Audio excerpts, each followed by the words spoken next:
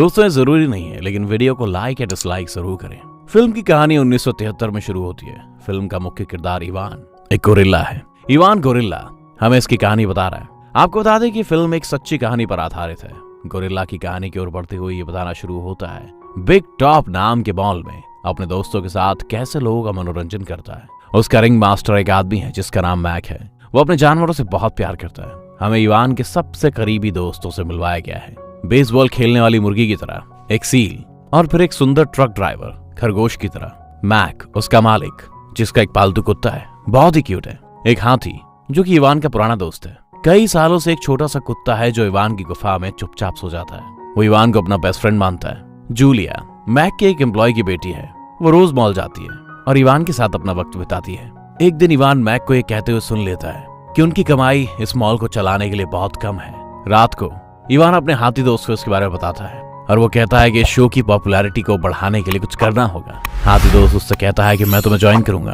अगले दिन Ivan show में बहुत ही अच्छा परफॉर्म करता है, लेकिन वो देखता है कि लोग शो बहुत कम देखने आते हैं। मैक के सिक्योरिटी गार्ड इवान की गुफा से कुत्ते को हटाने का प्रयास करते हैं। वो अपनी हिम्मत खो रहे थे इवान के डर से। इसके बाद जूलिया इवान को कुछ क्रेयॉन कलर और पेपर देती है क्योंकि उसको लगता है कि इवान ड्राइंग करने में इंटरेस्टेड है। इवान पेपर पर एक फ्लाई बनाता है। जब वो उसे शीशे में देख रहा होता है, कुत्ते को समझ में नहीं आता कि इवान ने क्या बनाया, पर वो उसकी ड्राइंग स्किल से इंप्रेस हो जाता है। अगले दिन जूलिया आती है और इवान की ड्राइंग देखती है। वो अपने पिता को इवान की ड्राइंग दिखाती है और उनको बताती है कि उसने कैसे एक तितली बनाई है। इवान हैरान रह जाता है जब वो नोटिस करता है कि जूलिया ड्राइंग को पहचानती है। बिजनेस नहीं होने की वजह से दूसरे व्यापारी भी मॉल से निकल जाते हैं। मैक इसको लेकर बहुत परेशान था। एक दिन उसके पास एक कॉल आती है और उसके बाद वो एक्साइटेड हो जाता है जब एक कुत्ता मैक के पालतू कुत्ते से मिलने जाता है। वो उसे बताता है कि शो कैंसिल कर दिया गया है क्योंकि हमारे बीच एक नया जानवर आने वाला है।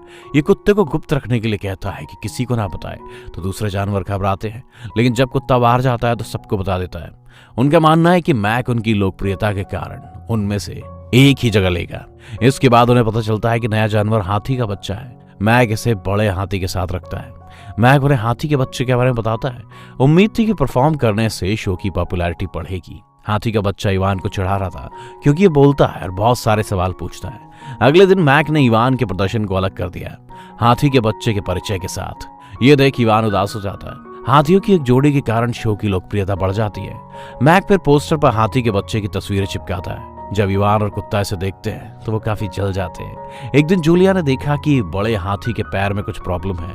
मैक इसको जांचता है और उसे दवा उपलब्ध कराने के लिए कहता है। हाथी के बच्चे के जिद करने पर बड़ा हाथी रात को अपनी कहानी सुनाता है। गहरी खाई में गिरने वाला भी हाथी का ही बच्चा था।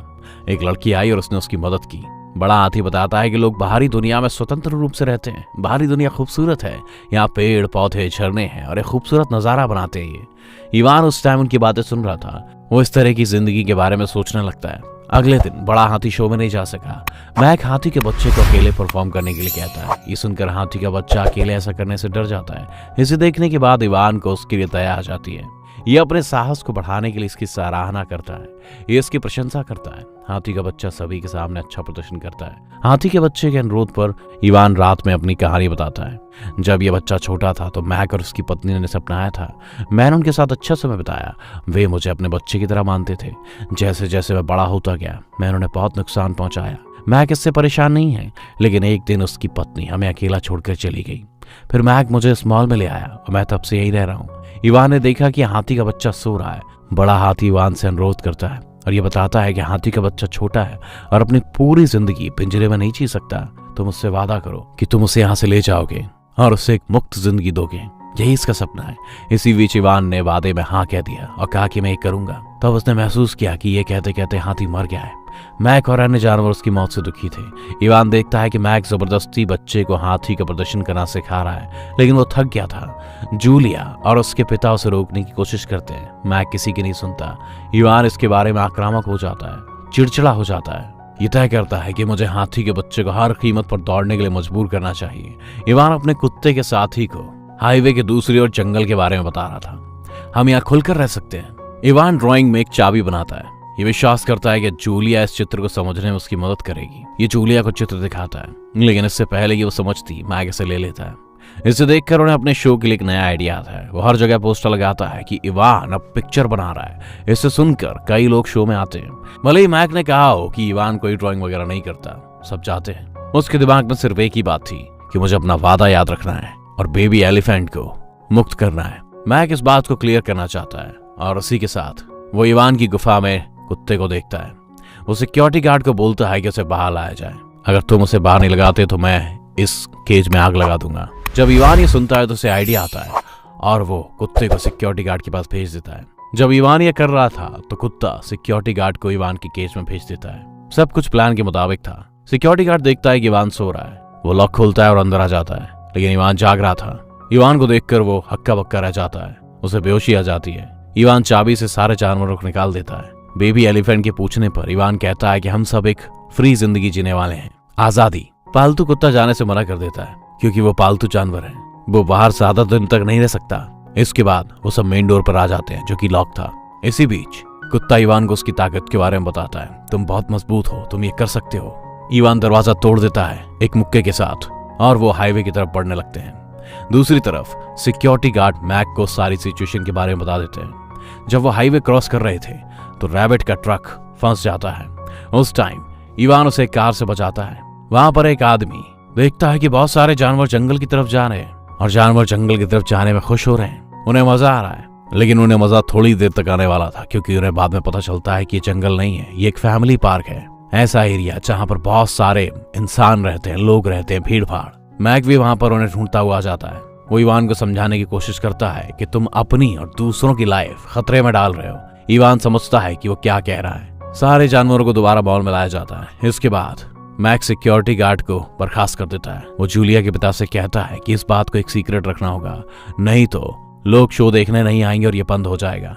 इवान बेबी एलिफेंट से माफी मांगता है क्योंकि वो अपना प्रॉमिस पूरा नहीं कर पाया। बेबी एलिफेंट उससे रियल फॉरेस्ट के बारे में पूछता है। इवान उसे अपने बचपन के बारे में बताता है। ये बचपन था जब मनुष्यों ने इसकी खोज की थी। ऐसा कहा जाता है कि मैं जंगल में बहुत ही खुश था अपनी फैमिली के साथ। उस वक्त मैं मड में पेंटिंग्स बनाया करता था। उसके पिता कहते थे कि तुम ब्रेव गोरिल्ला हो, पर वो उसे सीरियसली नहीं लेता था। वो बस अपनी बहनों के साथ खेलने में और पेंटिंग बनाने में अपना दिन बिताता था। एक दिन कुछ हंटर आ गए। मेरे पिता ने मुझे बचाने की कोशिश की, लेकिन उन हंटर्स ने मेरे पिता को मार दिया। वो मुझे सिटी में ले आए। मैक ने मुझे अडॉप्ट किया। ये सुनकर कुत्ता कहता है कि इंसान शैतान है। बेबी एलिफेंट कहता है कि नहीं, सारे इंसान शैतान नहीं है, क्योंकि एक लड़की ने एक बड़े हाथी को बचाया था जो कि बहुत ही बूढ़ा था। मैंने इस स्टोरी के बारे में अच्छे से सुना है। जूलिया भी बहुत अच्छी और हमारा बहुत ख्याल रखती है। जूलिया ने अगले दिन इवान को कुछ कलर्स दिए और उसको उसकी ड्राइंग दिखाने के लिए कहा। वो इवान से कहती है कि मैं जानती हूँ तुम बहुत अच्छे कलाकार हो, तुम ड्राइंग के जरिए अपनी फीलिंग शो करते हो। जब वो इवान को छोड़ती है तो उसे आइडिया आता है। जूलिया ने जो कलर दिए थे वो उससे एक पेंटिंग बनाता है। अगले दिन मैक अपना शो दोबारा स्टार्ट करता है। रिपोर्टर से पूछता है जानवरों के भाग जाने के बारे में। मैक कहता है कि ये तो एक फेक न्यूज है क्योंकि यहाँ तो सब कुछ सही है। जूलिया लाइटनिंग में अपने पिता की हेल्प कर रही है। सारे जानवर एक एक करके अपनी परफॉर्मेंस दे रहे हैं। अब ये इवान की बारी है। रिपोर्टर तो दूसरे लोग, पर्दा हटते ही पत्रकार और अन्य लोग हैरान हो जाते हैं। मैक भी जो देखता है उससे हैरान रह जाता है। इवान ने जंगल की एक सुंदर पेंटिंग बनाई है। इसे देखकर जूलिया इस पेंटिंग को समझ जाती है। वो अपने पिता से बात करती है। वो इवान यहाँ से जंगल में जाना चाहता है। जूलिया के पिता का कहना है कि मैं इसकी मदद नहीं कर सकता। बाद में जूलिया रिपोर्टर से मदद मांगती है। इस तरह उन्हें सब कुछ पता चल जाता है। ये सभी मॉल के सामने प्रदर्शन कर रहे हैं सभी जानवरों को मुक्त करने के लिए। जब इवान इसे देखता है तो वो मुस्कुराता है और महसूस करता है कि उसकी योजना काम कर गई। मैक ने यहाँ भी हार मान ली है। जानवरों को उस क्षेत्र से ले जाया गया जहाँ वो एक दूसरे से अंतिम विदाई कह रहे हैं। इवान हाथी के बच्चे से कहता है अब तुम अच्छी जिंदगी जीने वाले हो। कुत्ता भी इवान से आखिरी बार मिलने आता है। इवान अपना खिलौना उपहार के रूप में प्रस्तुत करता है। फिर मैक इवान से मिलने आता है। वो इसे अपने साथ इवान की बचपन की तस्वीर दिखाता है। वो एक दूसरे के सामने अपनी भावनाओं को व्यक्त करते हैं। इसके बाद वो एक दूसरे को गुड बाय कहते हैं। इसके बाद वो अपनी नई जिंदगी की ओर कदम रखते हैं। इवान अपने कमरे में जागता है और आसपास का सीन देखकर फिर आक्रामक हो जाता है। फिर वो डॉक्टर कहती है कि वो कहीं और रहेगा या नहीं। वो शटर लगाती है और इवान देखता है कि एक सुंदर जंगल है। यह हमेशा इसके बारे में सोचता था। उसे पता चलता है कि एक प्राकृतिक वातावरण वाला अटलांटा चिड़ियाघर है। इवान इसके जैसे और कई गोरिल्ला को नोटिस करता है। इसके बाद वो दौड़ता और पेड़ पर चढ़ जाता है। यहाँ कई हाथियों को देखता है और देखता है कि हाथी का वो बच्चा भी वहीं खेल रहा है। उनका वादा पूरा हुआ, जो वादा उसने अपने हाथी मित्र से किया। ये यहाँ रहते हुए हाथी के बच्चे की देखभाल भी करेगा। फिल्म यहाँ खुशी से खत्म हो जाती है। आपके टाइम के लिए शुक्रिया दोस्तों।